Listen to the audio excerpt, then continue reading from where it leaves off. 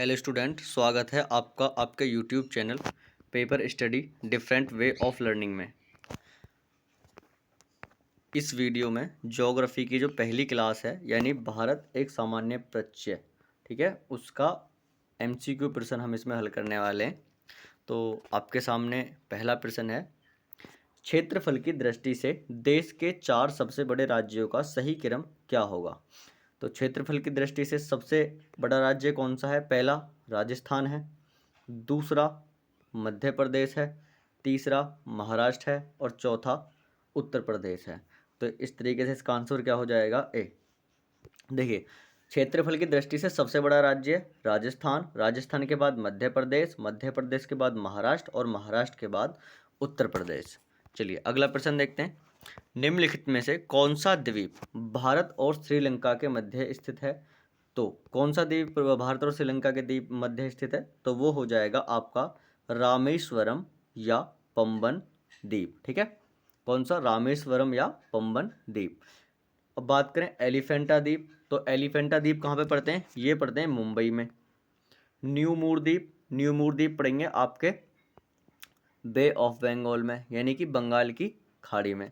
इसके बाद लक्षद्वीप, लक्षद्वीप कहाँ पे पड़ते हैं आपके? ये पड़ते हैं अरब सागर में। ठीक है, अरब सागर में। एक बार फिर देखेंगे, एलिफेंटा मुंबई, न्यू मूर द्वीप ये पश्चिम बंगाल, लक्षद्वीप अरब सागर और रामेश्वरम पंबन ये किस किस के बीच में पड़ेंगे? भारत और श्रीलंका के मध्य। और भारत और श्रीलंका को अलग करने वाली संधि का क्या नाम हो जाता है? उसका नाम हो जाता है पाक जल संधि। अगला प्रश्न, कर्क रेखा निम्नलिखित में से किन राज्यों से होकर गुजरती है? तो देखिए, कर्क रेखा किन राज्यों में से होकर गुजरेगी? यहाँ 23.5 डिग्री पर एक रेखा गुजरती है भारत में। देखिएगा, यहाँ 23.5 डिग्री से एक रेखा गुजरती है भारत में, ये।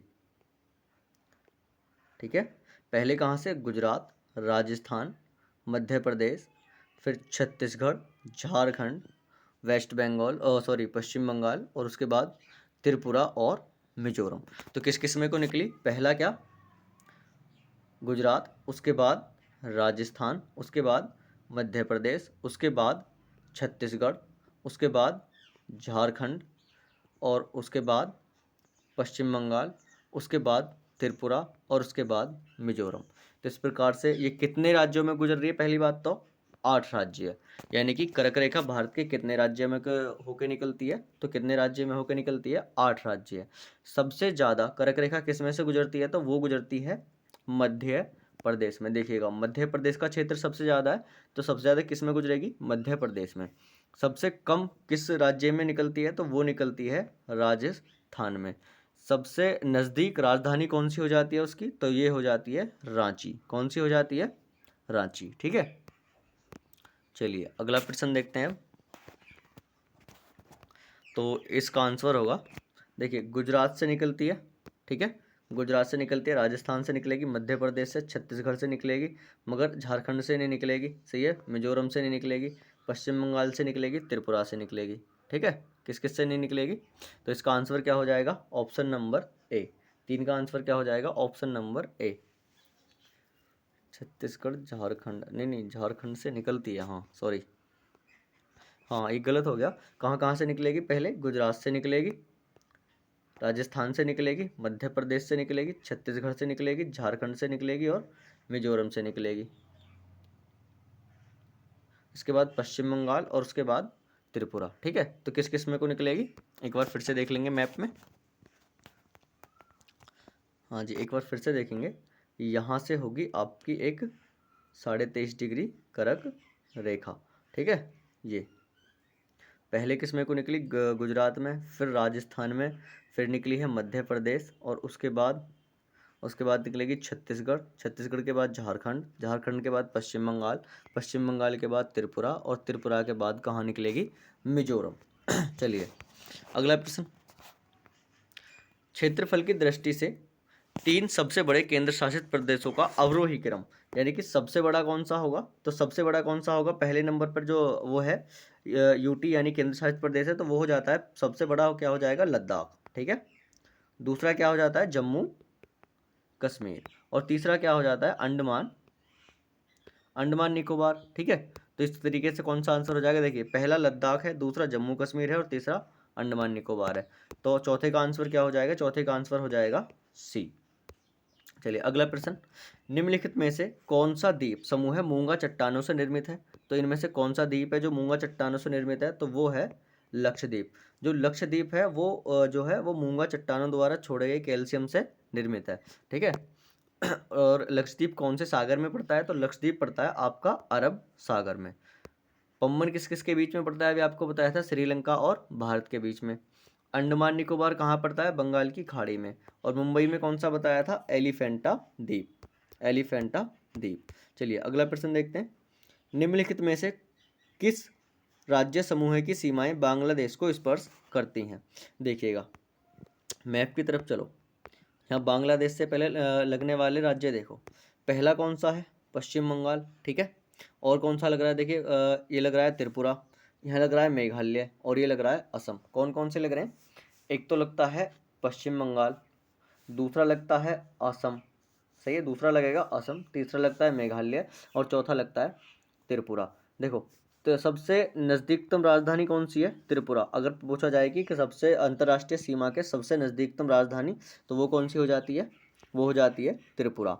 इसके बाद देखें, तीनों ओर से घिरा हुआ, बांग्लादेश से तीनों ओर से घिरा हुआ राष्ट्र कौन सा है, वो राज्य कौन सा है, तो वो हो जाएगा त्रिपुरा। बांग्लादेश और त्रिपुरा के मध्य की लाइन को क्या कहते हैं, शून्य रेखा लाइन। ठीक है, और कौन सा राज्य बांग्लादेश से 2 बार सीमा लगाता है, तो वो है असम। देखिए असम एक बार यहाँ पे सीमा लगा रहा है बांग्लादेश से, एक बार यहाँ पे सीमा लगा रहा है। ठीक है, अब प्रश्न में देखते हैं कौन कौन से जो है वो दिए गए क्षेत्र।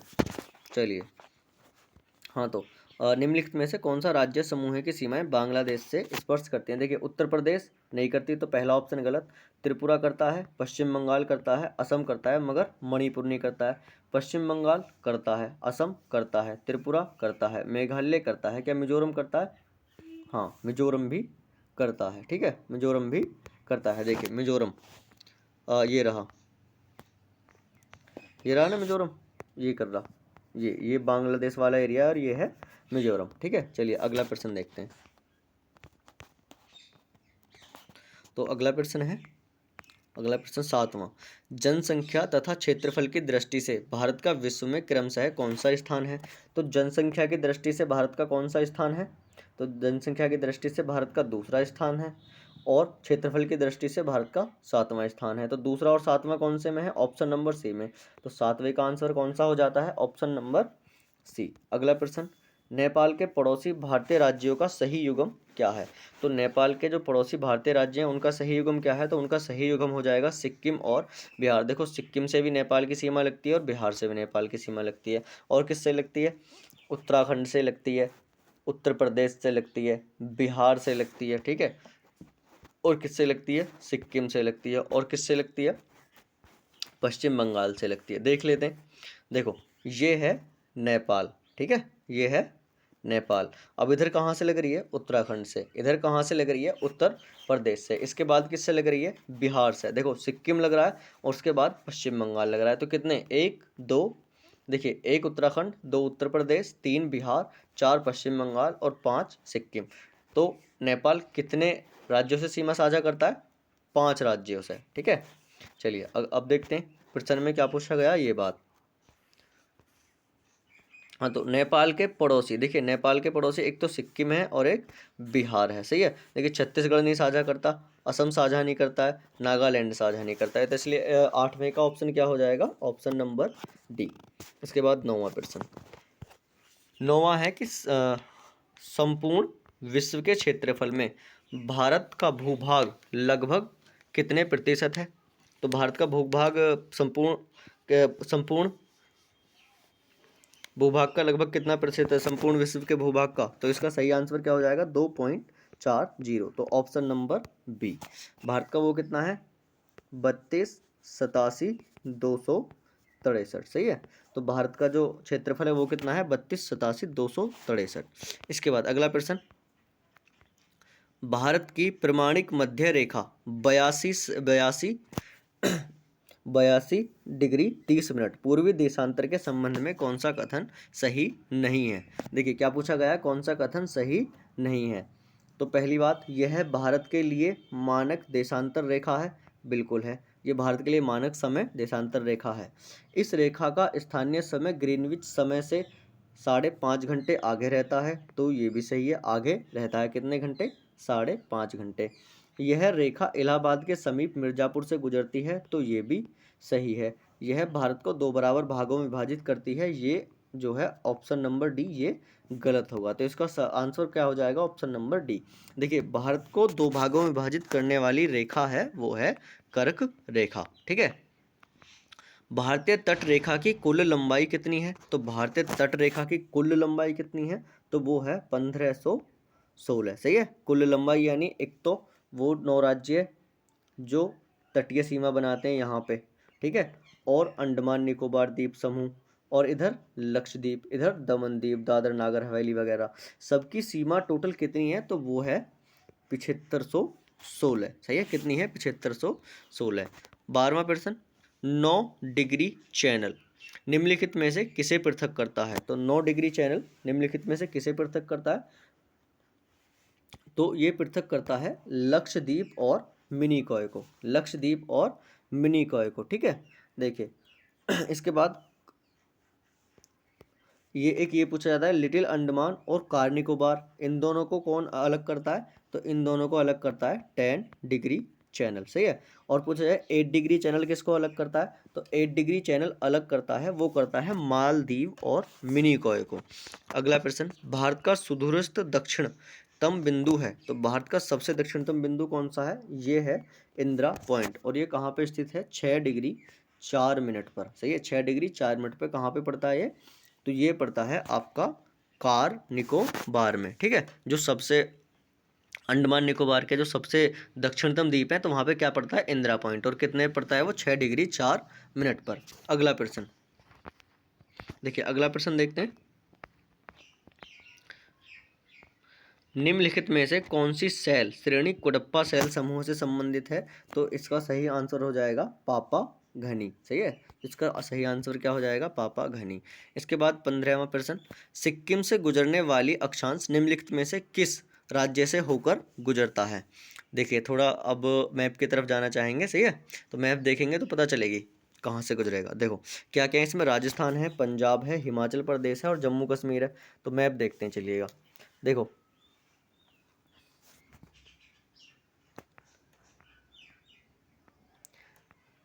ये है सिक्किम, ठीक है।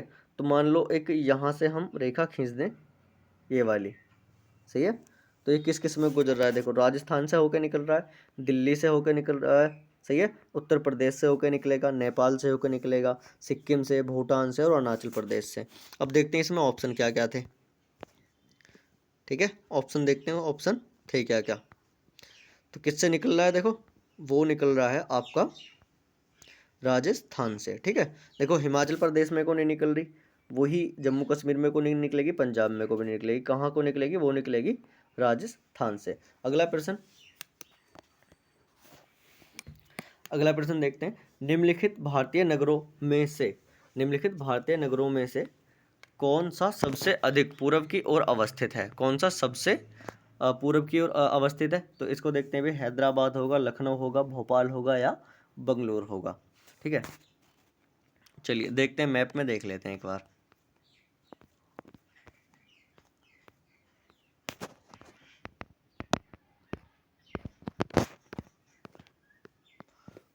मैप ये रहा, सही है। तो देखो पूर्व की बात कर रहे हैं तो ये रहा भोपाल, ठीक है, ये भोपाल है और ये बंगलुरु है, सही है। तो ये तो लगभग एक ही उस पर पड़ रहे हैं। तो सबसे पूर्व में क्या जा रहा है? सबसे पूर्व में जा रहा है हैदराबाद। तो इसका आंसर क्या हो जाएगा? तो इसका आंसर हो जाएगा आपका हैदराबाद, ठीक है। इसका आंसर क्या हो जाएगा? हैदराबाद। चलिए, निम्नलिखित में से किस भारतीय राज्य की सीमा भूटान के साथ नहीं मिलती हैं? तो कौन सा राज्य है जिसकी सीमा भूटान के साथ नहीं मिलती? देखो सिक्किम की मिलती हैं, ठीक है, अरुणाचल प्रदेश की मिलती हैं, पर मेघालय की नहीं मिलती हैं, ठीक है, मेघालय की नहीं मिलती हैं भूटान के साथ। इसके बाद पश्चिम बंगाल की भी मिलती हैं भूटान के साथ सीमा। अगला प्रश्न, निम्नलिखित भारतीय राज्यों का कौन सा युग्म म्यांमार की सीमा को स्पर्श करता है? तो कौन सा युग्म है? देखो, अरुणाचल प्रदेश करता है, ठीक है, मणिपुर मिजोरम करते हैं। तो आंसर क्या हो जाएगा 18 में का सी। देखिए, मणिपुर भी करता है, मिजोरम भी करता है, अरुणाचल प्रदेश करता है और नागालैंड करता है। अगर हम देखें तो ऊपर से ऐसे करके जहाँ से पूर्वोत्तर भारत बना हुआ है, ठीक है, तो यहाँ पे है म्यांमार, तो यहाँ पे अरुणाचल प्रदेश, फिर नागालैंड, फिर मणिपुर और फिर मिजोरम। सही है, ये चारों राज्य किससे लगते हैं? तो ये चारों राज्य लगेंगे आपके म्यांमार से। अगला प्रश्न 19वां, भारत मानक समय एवं ग्रीनविच मध्य समय में कितना अंतर है? तो अभी बताया था कितना अंतर है, +5 सही 1/2, यानी कि कितना आगे है हमारा भारत का समय ग्रीनविच रेखा से? तो वो है 5.5 घंटे आगे। देखिए, ग्रीनविच रेखा यानी कि ये जो है ग्रीनविच मध्य समय जीएमटी एक रेखा है जो लंदन से गुजरी गई है। सही है, वहाँ से विश्व का समय लिया गया है, यानी कि अगर यहाँ पे 12 बजेंगे तो हमारे भारत में कितने बज रहे होंगे भी?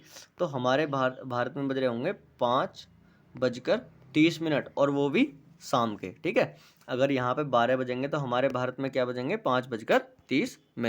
चलिएगा, अगला प्रश्न, भारत तथा पाकिस्तान के मध्य सीमा रेखा एक उदाहरण है। तो कैसी सीमा रेखा है भारत और पाकिस्तान के मध्य? अध्यारोपित। देखिए, अवशिष्ट यानी पुरानी सीमा, पूर्ववर्ती यानी ये पहली सीमा हो, परवर्ती यानी कि आगे कोई सीमा काटी जाए, ठीक है। तो कैसी हो जाएगी? अध्यारोपित सीमा, क्योंकि ये खींची गई है। और इसका नाम क्या है? इसका नाम है रेड क्लिफ लाइन। इसके बाद 8 डिग्री चैनल निम्नलिखित में से किसको पृथक करता है? देखो, 21वां प्रश्न है कि 8 डिग्री चैनल निम्नलिखित में से किसको पृथक करता है? तो 8 डिग्री चैनल किस किसको पृथक करता है? मिनिकॉय को मालदीव से पृथक करता है। कौन सा चैनल? 8 degree channel. अगला प्रश्न है, निम्नलिखित में से कौन सा शहर दिल्ली के सबसे समीप देशांतर पर स्थित है? तो इनमें इसका आंसर है, देखो, बेंगलुरु। सही है, बेंगलुरु, भोपाल और दिल्ली ये लगभग एक ही देशांतर पर पड़ते हैं, तो इसलिए इसका आंसर क्या हो जाएगा? बेंगलुरु। अगला प्रश्न, निम्नलिखित में से किस देश की भारत के साथ सबसे लंबी स्थलीय सीमा है? तो किसके साथ है? बांग्लादेश के। सही है, 4096 किलोमीटर की सीमा किसके साथ साझा करता है भारत? बांग्लादेश के। और बांग्लादेश से सबसे ज़्यादा किस राज्य की सीमा लगती है? तो पूछा जाए तो वो बताएंगे आप, पश्चिम बंगाल। देखो, सबसे ज़्यादा किसके साथ लगेगी? बांग्लादेश के। दूसरे नंबर पे किसके साथ लगेगी? चीन के साथ। तीसरे नंबर पे पाकिस्तान के साथ और चौथी नेपाल के साथ। ठीक, सही है, सबसे ज़्यादा बांग्लादेश, दूसरी चीन, तीसरी पाकिस्तान और चौथी नेपाल। अगला प्रश्न, भारत के किस प्रदेश की सीमाएं तीन देशों क्रमशः नेपाल, भूटान एवं चीन से मिलती हैं? देखिए, किस किस की मिलेंगी? अरुणाचल प्रदेश की मिलेंगी क्या? चीन, नेपाल और भूटान से नहीं, ठीक है। तो किस किस की मिलेंगी? क्या मेघालय की मिलेंगी? नहीं। तो किसकी मिलेंगी? सिक्किम। देखो, सिक्किम के साइड में नेपाल हो जाता है, इधर भूटान हो जाता है और ऊपर क्या हो जाता है? चीन। तो ये कौन सा राज्य हो जाएगा? सिक्किम, जो किस किस से सीमा लगाएगा? नेपाल से लगाएगा, भूटान से लगाएगा और चीन से लगाएगा। इसके बाद, भारत के निम्नलिखित राज्यों में से किसके 3 और अंतर्राष्ट्रीय सीमा है? तो किसके 3 और अंतर्राष्ट्रीय सीमा बताई थी? त्रिपुरा। और किसकी सीमा है? तो वो है पश्चिम बंगाल की। और त्रिपुरा और पश्चिम बंगाल के जो मध्य लाइन है उसको क्या बोलते हैं? शून्य रेखा लाइन। अगला प्रश्न, भारत का वह कौन सा स्थान है जहां बंगाल की खाड़ी अरब सागर तथा हिंद महासागर में मिलती है? सही है, भारत का वह कौन सा स्थान है जहां बंगाल की खाड़ी और अरब सागर तथा हिंद महासागर मिलते हैं? तो वो कौन सा हो जाएगा?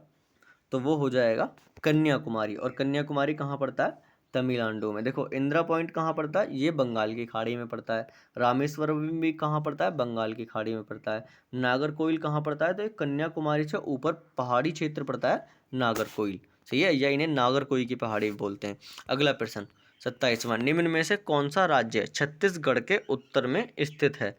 निम्नलिखित में से कौन सा राज्य छत्तीसगढ़ के उत्तर में स्थित है? तो इसका क्या आंसर हो जाएगा? देखो, छत्तीसगढ़ के उत्तर में क्या पड़ेगा? महाराष्ट्र पड़ेगा? नहीं, ये पड़ेगा छत्तीसगढ़ के आपके दक्षिण पश्चिम में। मध्य प्रदेश छत्तीसगढ़ के कहाँ पे पड़ेगा? एकदम पश्चिम में। उड़ीसा कहाँ पड़ेगा? पूर्व में। तो इसका आंसर क्या हो जाएगा?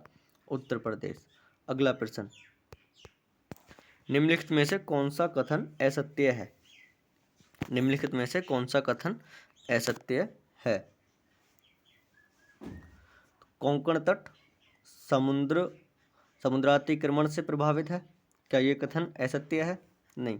ये कथन भी सही है। देखिए कोंकण तट जो है, जो यहाँ गोवा वाला तट है, ये किसके में आता है? समुद्र के अतिक्रमण में आता है। इसके बाद है विंध्याचल पर्वत श्रृंखला की रचना मुख्यतः सैल और चूना पत्थर से हुई है।